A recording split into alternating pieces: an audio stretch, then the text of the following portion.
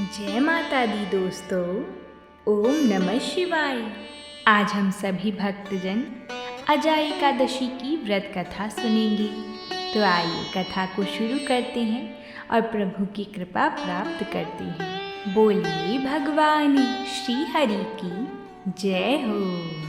एक समय महाराज युधिष्ठिर ने भगवान श्री कृष्ण से कहा, हे पुंडरीकाक्ष, मैंने श्रावण मास की शुक्ल पक्ष की एकादशी का यानी पुत्रदा एकादशी की व्रत कथा को आपसे सुना है। अब आप कृपया करके मुझे भाद्रपद माह के कृष्ण पक्ष की एकादशी के विषय में विस्तार से बताइए। इस एकादशी का क्या नाम है तथा इसके व्रत का क्या विधान है? इस व्रत को करने से किस फल की प्राप्ति होती है? भगवान श्री कृष्ण ने कहा, हे कुंती नंदन, भाद्रपद माह के कृष्ण पक्ष की एकादशी को अजा एकादशी कहते हैं। इसका व्रत करने से सभी पाप नष्ट हो जाते हैं। यह एकादशी का व्रत करने मात्र से सभी पापों का नाश होता है। इस एकादशी से मनुष्य के इस लोक और परलोक दोनों का उद्धार हो जाता है। इस एकादशी व्रत के समान संसार में दूसरा कोई व्रत नहीं है। अभी मैं तुम्हें इस पतित पावनी एकादशी की कथा सुनाने जा रहा हूँ। अंततः तुम इसे बड़े ध्यान पूर्वक सुनना। प्राचीन काल में भगवान श्री रघुकुल शिरोमणि श्री रामचंद्र जी के वंशज राजा हरीशचंद्र हुए थे। राजा अपने जीवन काल में अपनी सत्यनिष्ठा और प्रामाणिकता के लिए प्रसिद्ध थे। राजा हरीशचंद्र अपने शासनकाल में अपने वचन और कर्म से अपनी प्रजा एवं तीनों लोकों में प्रसिद्धि के पात्र बन चुके थे। अंततः इसी कारणवश देवताओं ने एक बार उनकी इन्हीं सत्यनिष्ठा की परीक्षा लेनी चाहिए। एक रात राजा हरीशचंद्र ने अपने स्वप्न में देखा कि ऋषि विश्वामित्र जी को उन्होंने अपना सारा राजपाट दान में दे दिया है। राजा यह स्वप्न देखकर वह बड़े ही विचलित हो गए।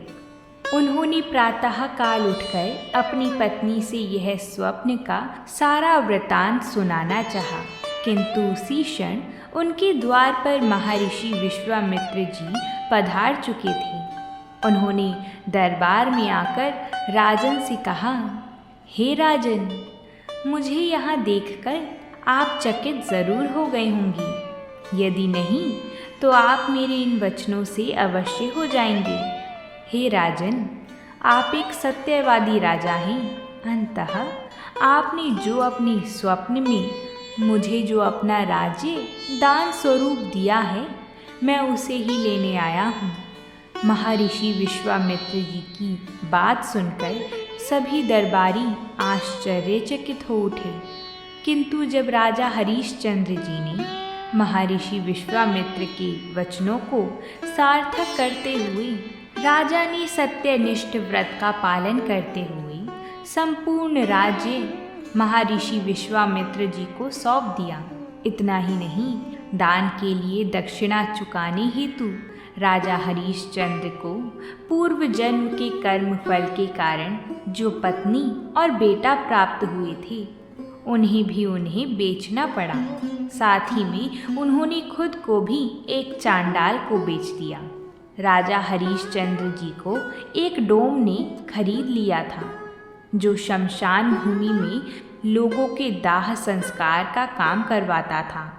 उन्होंने स्वयं को एक चांडाल का दास बना दिया था।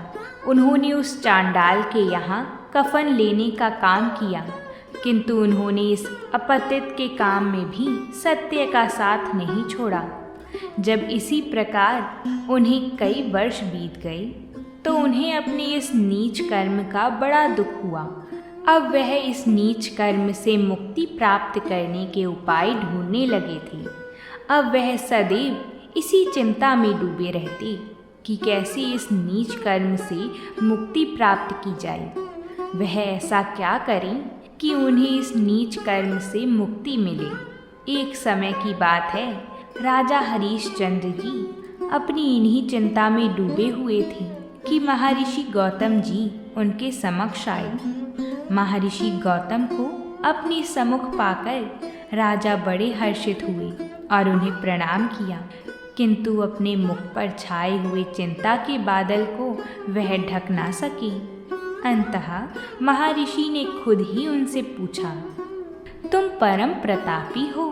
तुमने अपनी सत्य निष्ठा के बल से स्वयं भगवान श्री हरि का भी मन मोह लिया है, किंतु आज इस मुख पर यह चिंता कैसी?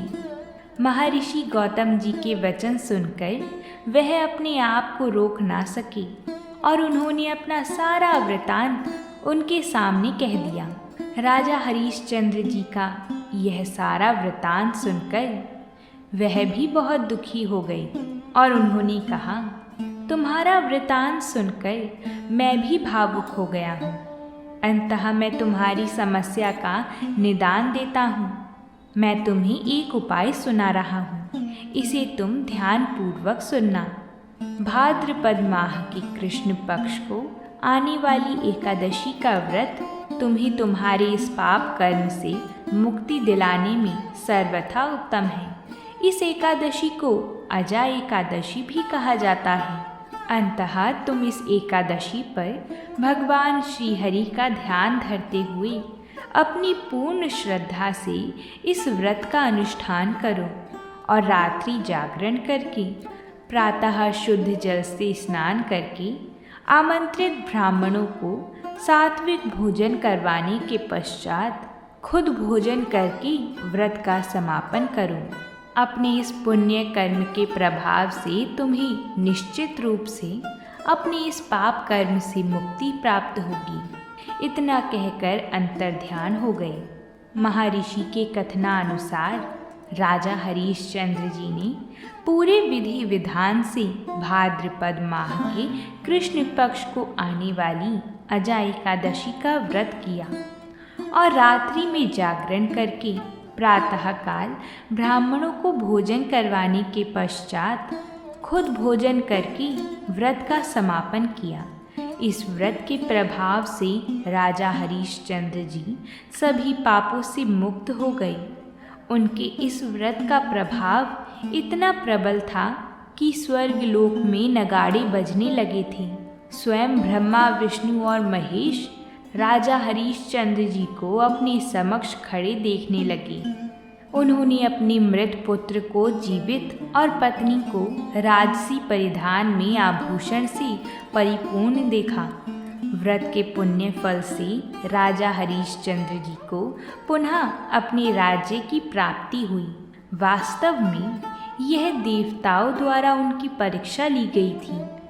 अजा एकादशी व्रत के प्रभाव से देवताओं द्वारा रची गई माया का अंत हो गया और अंत समय में राजा हरिश्चंद्र जी अपने पूरे परिवार समेत स्वर्ग लोक को प्रस्थान हो गए।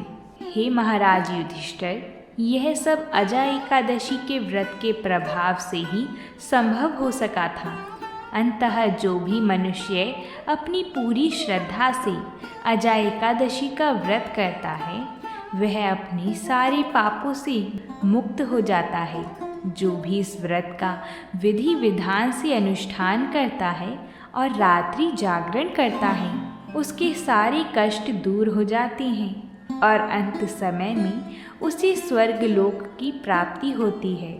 इस अजा एकादशी की कथा को जो कोई भी सुनता है या पाठ करता है उसे अश्वमेध यज्ञ का फल प्राप्त होता है। तो बोलिए भगवान श्री हरि की जय हो। हम उम्मीद करते हैं कि आप सभी को ये कथा पसंद आई होगी। अगर आप सभी को हमारी और कथाएं भी सुननी हैं तो हमारे चैनल को सब्सक्राइब ज़रूर कर लें, जिससे आप सभी को हमारे चैनल पर आई हुई सारी कथाएं समय अनुसार मिल जाएंगी। तो अब हम आपसे कल मिलते हैं एक नई कथा के साथ। प्रेम से बोलिए जय माता दी।